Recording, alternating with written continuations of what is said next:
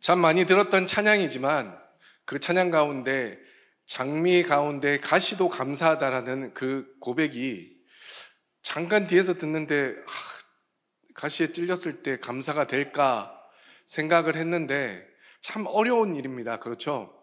그럼에도 불구하고 우리가 감사하며 살고 감사하며 살고 감사하며 살면 하나님의 은혜 가운데 그 가시도 감사가 되게 하시는 은혜를 경험하게 하실 줄 믿습니다. 그러면 감사가 되는 것 아니겠습니까? 그러니 다시 한 번 더 우리 이제 앞뒤의 성도님들 향해서 감사하며 삽시다 인사했으면 좋겠습니다.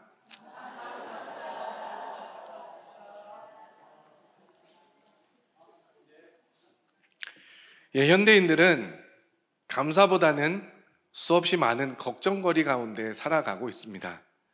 그 중에는 밤잠을 설칠 만큼 심각한 것도 있지만 순간적으로 머리를 스쳐가는 아주 흔하디 흔한 걱정거리가 많이 있습니다. 그런데 이러한 걱정 가운데 우리의 삶에 진짜 문제가 되는 걱정거리는 얼마나 되겠습니까? 미국의 한 대학 심리학팀이 이러한 걱정거리에 대해서 실제로 연구를 한 적이 있는데 그 조사 결과를 보면 사람들의 걱정거리 중 40%가 실제로 일어나지 않는 것들을 걱정하고 있다고 합니다. 즉 쓸데없는 걱정을 그만큼 많이 하고 살아가고 있다고 합니다. 그리고 걱정거리 중에 30%는 이미 과거에 있었던 일, 즉 이제 와서 걱정한다고 되는 일이 아니라는 겁니다. 여러분 한번 생각해 보십시오. 예전에 우리가 잘못한 일, 실수한 일, 그런 일을 겪고 났을 때 갑자기 불현듯 그런 일들이 떠오르면 그때 그 실수와 잘못한 것으로 인해 지금도 몸서리칠 만큼 부끄러움이 생각이 나지 않습니까? 그런 모습들이 우리들 가운데 있다는 겁니다. 이미 지나갔고 그 누구도 생각하지 않는데 우리만 그것들로 인해 그때 좀 더 잘할 걸, 그때 내가 실수하지 않을 걸 이러면서 걱정하며 근심하며 살아가고 있다고 합니다. 그리고 10%는 병에 관한 걱정이라고 합니다. 그리고 그 중에는 실제로 우리가 걸리지 않을 병에 대해서도 우리는 걱정하고 살고 있다고 합니다. 그래서 진짜로 걱정할 만한 것은 100% 중에 8%밖에 되지 않는데 그 8% 중에서도 정말로 머리를 싸매고 걱정할 만한 것은 그다지 없다는 결론을 내렸습니다. 따라서 현대인들은 아무리 걱정해야 소용도 없는 일들에 대해서 너무나도 많은 걱정을 안고 살아가고 있다는 것입니다. 아니면 쓸데없는 걱정들을 가지고 괴로워하며 살고 있습니다. 여러분들은 그렇지 않습니까? 그런데 그 이유가 무엇이겠습니까?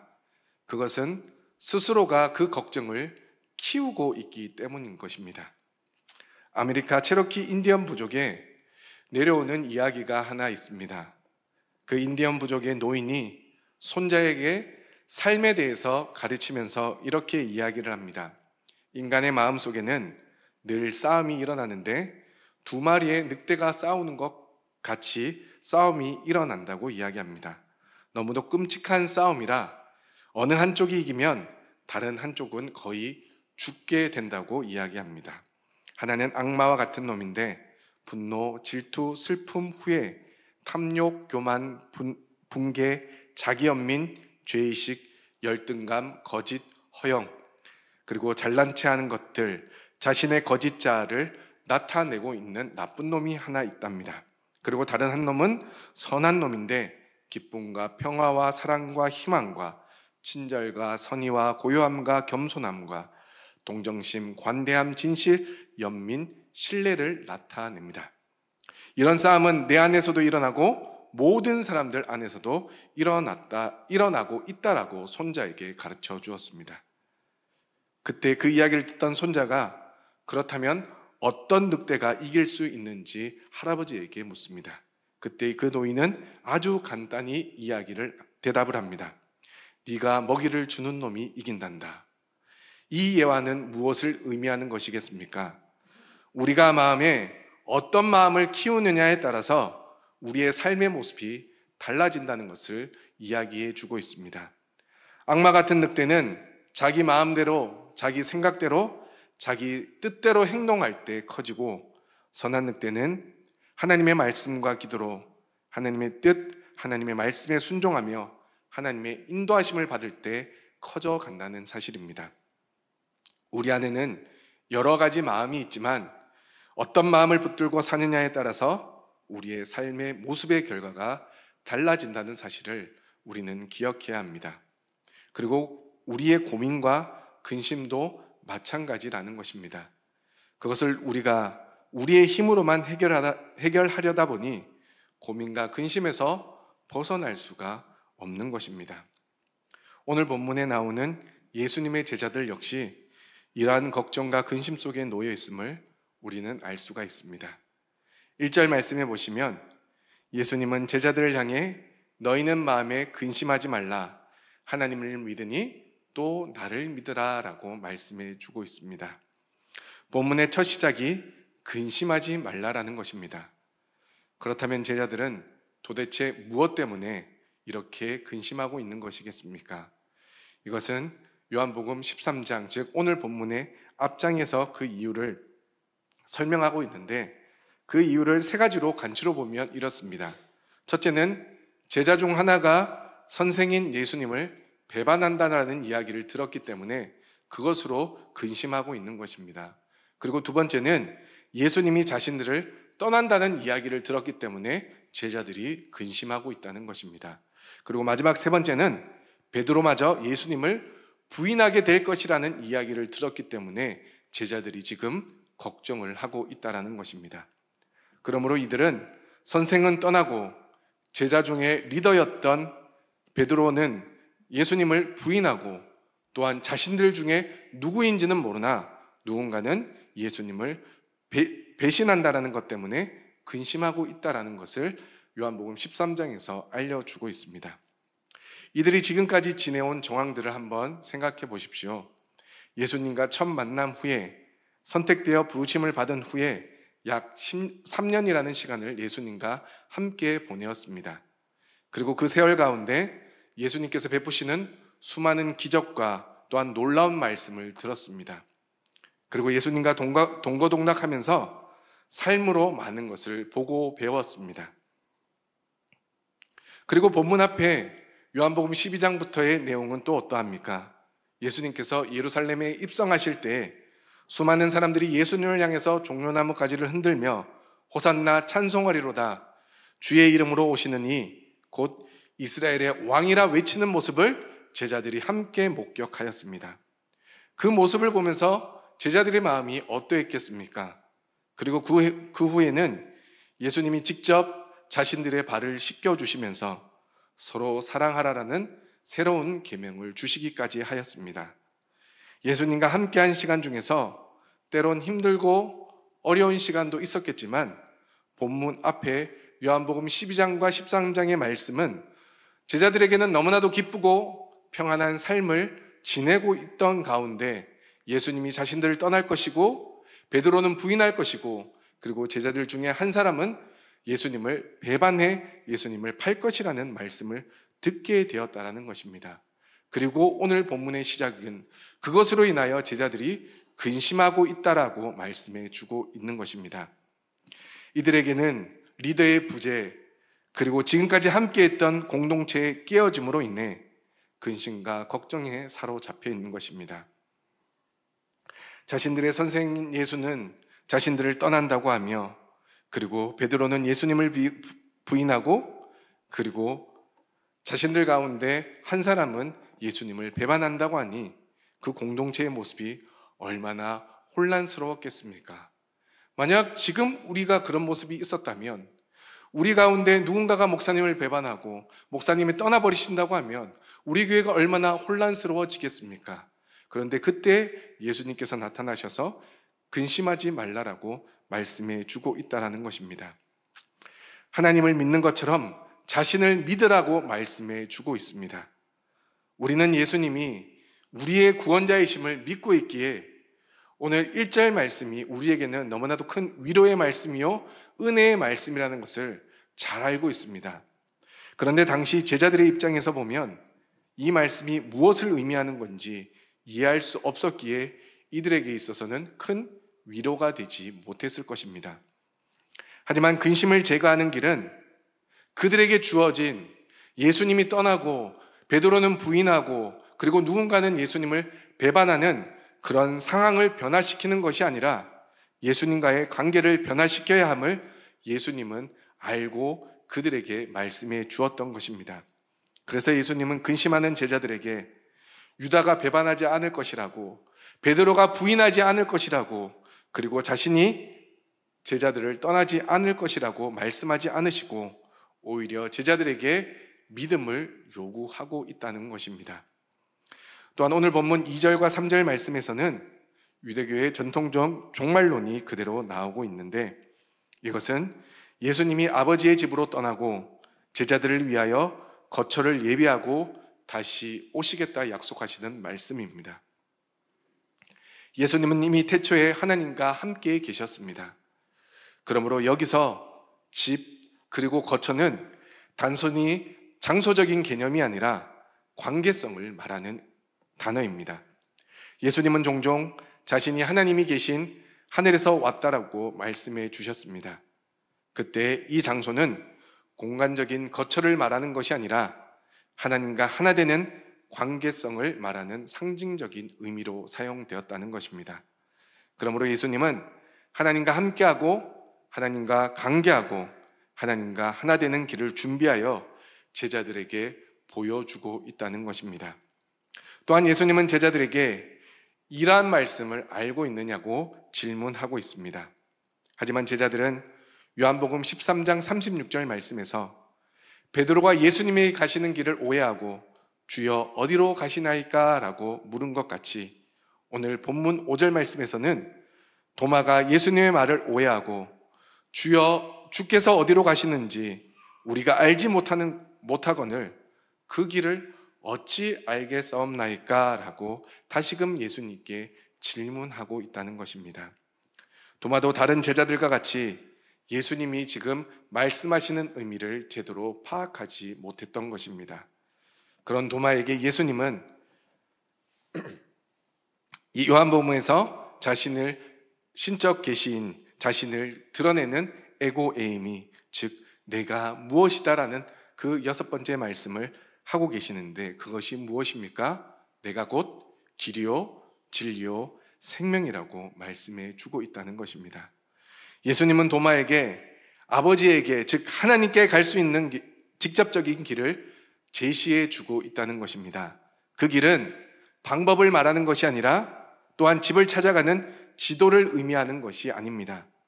예수님이 곧 길이기 때문에 예수라는 한 인격 안에서 모든 것을 할 수 있다는 것을 의미해 주는 것입니다. 즉 이 말은 예수님과 하나 되는 관계가 아버지와 하나 되는 관계가 된다는 것을 의미합니다.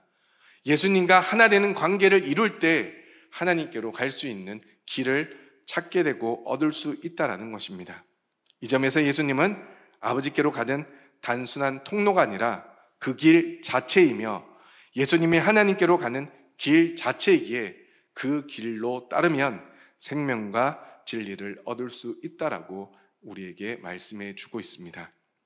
하지만 제자들은 예수님의 이러한 말씀을 도통 이해하지 못했습니다. 그래서 8절 말씀에서도 빌립이 예수님의 말씀을 이해하지 못하고 아버지를 우리에게 보여달라고 엉뚱한 질문을 계속해서 하고 있는 것입니다. 왜냐하면 자신들의 삶의 문제로 인한 근심과 예수님이 말씀하시는 관계로 인한 믿음은 아무런 상관없는 것처럼 느껴졌기 때문입니다. 여러분들, 우리의 삶에 어려움들이 있을 때 예수님과의 관계, 우리는 물론 생각할 때가 있습니다. 하지만 그럼에도 불구하고 그런 문제들을 우리는 신앙으로 풀어내기보다는 우리의 인간적인 방법과 생각으로 풀어내려고 할 때가 많이 있지 않습니까? 지금 오늘 본문에 기록되어 있는 제자들의 모습이 바로 그렇다라는 것입니다.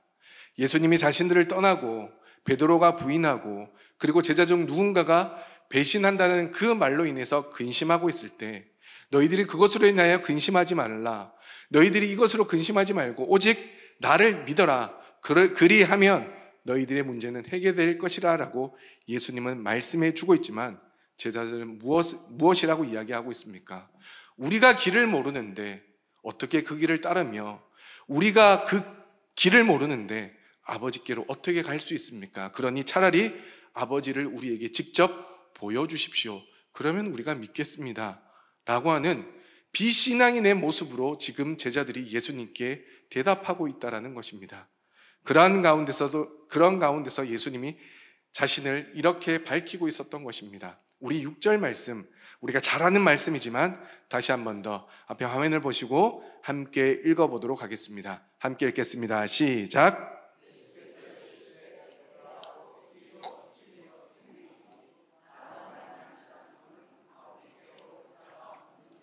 아멘.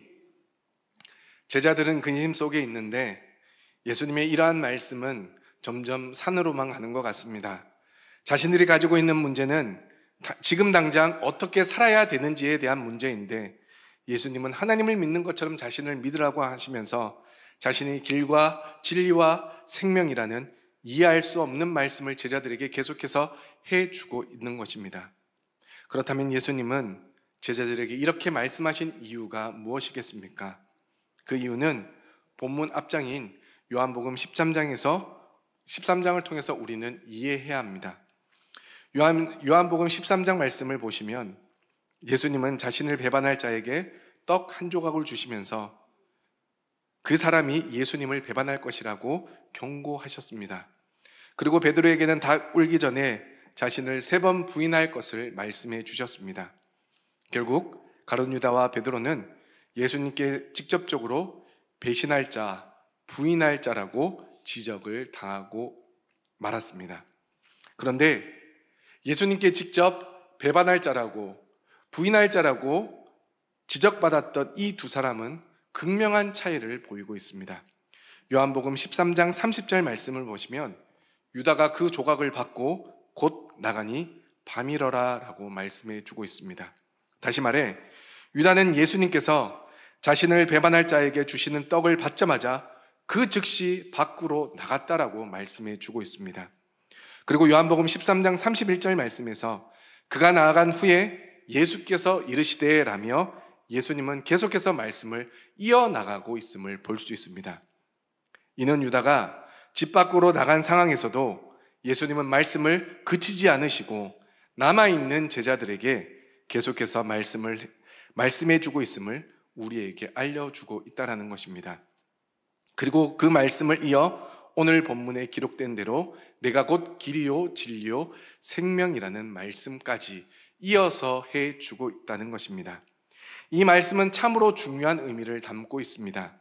어떻게 보면 제자들 입장에서는 가룟 유다도 베드로도 너무나 잘못된 제자임을 예수님께서 친히 밝혀주신 것입니다. 물론 유다는 집 밖으로 나가는 것으로 자신을 증명하려 하였고 베드로는 다혈질인 그의 성격대로 혈기를 내며 자신이 아니라고 부인하며 자신의 결백을 증명하려 했는지 모릅니다. 하지만 결국 유다는 배신을 했고 베드로는 예수님의 말씀처럼 예수님을 부인하였습니다. 그리고 유다는 스스로 목숨을 끊어버렸고 베드로는 그 자리를 떠나 자책하며 눈물로 호소하였습니다. 그런데 베드로는 그대로 끝을 내지 않았습니다. 다시금 회개하고 주님 앞에 서서 생명 걸고 예수님을 전하는 사도로 변화되어 온전히 하나님께서 세우시는 역사를 경험하는 자가 되었다는 것입니다. 그리고 나머지 제자들 역시도 주님이 부르시는 그날까지 자신들의 생명을 걸고 복음을 전하는 사도로 온전히 쓰임을 받았다라는 것을 우리는 성경을 통해서 이미 알고 있습니다. 그렇다면 왜 가룟 유다만이 다시금 돌이키지 못한 것이겠습니까? 그 이유에 대해서는 여러 가지 이유가 있겠지만 저는 오늘 이 말씀이 그 핵심이라고 생각합니다. 내가 곧 길이요 진리요 생명이라는 예수님의 말씀을 가룟 유다만 듣지 못했기에 또한 길이요 진리요 생명 되신 예수님을 온전히 믿지 못한 것이라 저는 생각합니다. 가룟 유다의 배반으로 결국 예수님은 잡히셨고 예수님이 잡히신과 동시에 모든 제자들은 도망쳐 버렸습니다. 그리고 베드로 역시 예수님의 말씀대로 예수님을 3번 모른다 부인하였습니다. 그리고 예수님은 십자가에 못 박혀 죽으셨습니다. 이 소식을 들은 제자들의 마음은 어떠했겠습니까? 먼저 가룟 유다는 자신이 예수님을 배반한 사실로 인하여 괴로움에 시달렸습니다. 그리고 배신자라는 명찰이 평생 자신을 따라다닐 것이라는 생각 때문에 후회와 막막함에 시달렸을 것입니다. 그래서 가룟 유다는 스스로 목숨을 끊어버리는 안타까운 모습을 우리에게 보여주었습니다. 이는 제자들도 마찬가지였습니다. 예수님을 버리고 도망 것에 대한 후회, 자신들도 죽을 수 있을 것이라는 두려움이 그들 마음속에 가득했을 것입니다. 그러니 어딘가에 숨어 지내야만 했고 이제 어디서 어떻게 살아야 할지 몰라 답답하기만 했을 것입니다. 그러니 이들도 막막한 삶 때문에 어쩌면 가룟 유다처럼 스스로 목숨을 끊고 싶은 심정이었는지도 모르겠습니다. 그러나 이들이 가룟 유다와 같은 극단적인 선택을 하지 않은 이유가 6절 말씀에 기록되어 있는 것, 내가 곧 길이요 진리요 생명이라는 주님의 말씀을 떠올렸기 때문일 것입니다. 그 당시에도 자신들이 근심하는 모습을 보면서 예수님이 말씀하신 근심하지 말라, 하나님을 믿으니 또 나를 믿어라 라고 말씀하셨던 예수님의 그 말씀이 이들을 붙잡아 주었던 것입니다. 왜냐하면 어디로 가야 될지 모르고 무엇이 옳은 것인지도 모르고 또한 자신들의 생명조차 자신들이 스스로 지킬지 못할 상황에 놓이게 되었던 제자들에게 가장 필요한 것은 자신들이 그토록 의지했던 예수 그리스도 뿐이었습니다. 그러므로 이들은 그제서야 예수님이 말씀하신 내가 곧 길이요 진리요 생명이라는 말씀을 깨달았던 것입니다. 하지만 가룟 유다는 이 말씀을 듣지 못하여 깨달을 수 없었던 것입니다. 내가 곧 길이요 진리요 생명이라는 이 말씀, 즉 네가 잘못해도 다시 나에게로 돌아오면 온전한 길을 찾을 수 있고 네가 잘못해도 나와의 관계를 온전히 하면 참된 진리를 따를 수 있고 네가 잘못을 해도 나와 온전한 관계를 이루면 참된 생명이 너의 안에 있을 것이라는 이 예수님의 말씀을 듣지 못했기에 가룟 유다는 그 모든 것을 포기하고 스스로 생명을 거두었던 것입니다. 사랑하는 성도 여러분, 그러므로 우리는 매일같이 우리에게 들려지는 하나님의 말씀이 지금 당장 이해가 되지 않다 하더라도 무슨 말인지 모르겠어도 우리는 주의 말씀을 듣는 일에 묵상하는 일에 힘을 써야 하는 것입니다. 그러면 성령님께서 언젠간 그 말씀을 통해 깨닫게 하실 때가 반드시 올 것이라는 것입니다. 지금 그 말씀이 이해가 가지 않는다고 해서 답답하거나 낙심하지 마십시오. 주님의 말씀을 듣고 묵상하는 일에 최선을 다해 힘을 내십시오. 또한 여러분들의 삶에 힘들고 어려운 시험이 닥쳐왔을 때도 마찬가지입니다. 그 일로 근심만 할 것이 아니라 그럴 때일수록 하나님의 관계에 더 집중하셨으면 좋겠습니다. 그러면 예수님께서 우리를 바른 길로 참된 생명과 진리로 인도해 주실 것입니다. 그래서 예수님의 부활 이후에 예수님의 말씀이 온전히 깨달아 완전히 변화되었던 제자들처럼 지금 당장 어떠한 변화가 일어나지 않아 답답하지만 하나님의 때에 반드시 우리의 삶을 변화시키는 놀라운 역사를 경험하게 될 것입니다. 이는 기도도 마찬가지입니다. 지금 당장 우리의 기도가 이루어지지 않는다고 낙심하고 답답해할 필요가 없다는 것입니다. 하나님은 하나님의 때에 반드시 그 일을 이루어 주시기에 우리는 오늘 말씀, 내가 곧 길이요 진리요 생명 되신다는 우리 주님의 말씀을 붙들고 기도해야 되는 것입니다. 여러분들 기도하실 때 그 기도가 즉시 응답받은 적도 있지만 몇 년에 걸쳐서 그 기도가 이루어진 적도 있지 않습니까? 그렇기 때문에 우리는 더욱더 열심히 기도해야 하는 것입니다. 저도 지난 금요일 날 제가 몇 년 동안 기도했던 기도의 제목이 한 가지가 또 응답받았습니다. 저희 어머니 집이 오래돼서 지붕이 비가 이렇게 조금씩 새서 하나님 저 지붕을 고쳐야 되는데 지붕을 고치는데 돈이 많이 든다는 걸 그때 처음 알았습니다. 많은 돈이 들더라고요. 그래서 저희들이 가진 돈으로 감당할 수가 없어서 기도만 했습니다. 1년, 2년, 몇 년 동안을 기도하는데 아무런 응답이 이루어지지 않았습니다. 그런데 7월, 8월, 9월, 10월 이때가 되면 뭐가 옵니까? 장마가 오고 태풍이 옵니다. 그래서 혹시나 저는 그때마다 어머니의 집에 지붕이 날아가지 않을까 엄청 걱정을 많이 했습니다. 그러면서도 기도하고 하나님 오래 잘 견딜 수 있도록 기도하고 그 집이 고쳐지기를 소망했습니다. 하나님 아니면 저에게 많은 물질을 주셔서 제가 어머니의 집을 좀 고칠 수 있도록 해 주십시오. 전혀 이루어지지 않더라고요. 그러면서 하나님의 때를 기다리겠습니다 라며 기도했는데 올 여름에 동사무소에서 이렇게 조사가 나왔는데 어머니 집이 선정이 되어서 금요일과 오늘 지붕이 수리가 되었습니다. 하나님의 은혜가 얼마나 값진지 제가 이 기도를 한 3년, 4년 정도 했던 것 같습니다. 그런데 하나님이 이때 이루어지시는 역사를 보는데 어머니랑 통화를 하면서 그래 하나님이 하셨다라고 이야기를 하는데 뭐라고 설명을 하겠습니까? 그래서 하나님이 하신 일에 우리가 할 수 있는 것은 감사와 하나님께 영광 올려드리는 것 밖에 없다고 해서 제가 가진 것은 없지만 어머니에게 5만 원을 드리며 어머니 일하시는 인부들 하나님이 보내주신 분이시니 마음껏 점심 식사 대접해 주십시오. 그래서 어머니가 손수 고기를 사서 점심 식사를 대접해 드렸다라는 이야기를 들었습니다. 사랑하는 성도 여러분, 하나님의 말씀이 이해되지 않아도 하나님께 기도한 것이 이루어지지 않는다고 하더라도 낙심하지 않기를 소망합니다. 그리고 그것으로 인하여 어떻게 하면 빨리 그것을 이룰까, 하나님의 말씀을 깨달을까 노심초사하시지 않기를 소망합니다.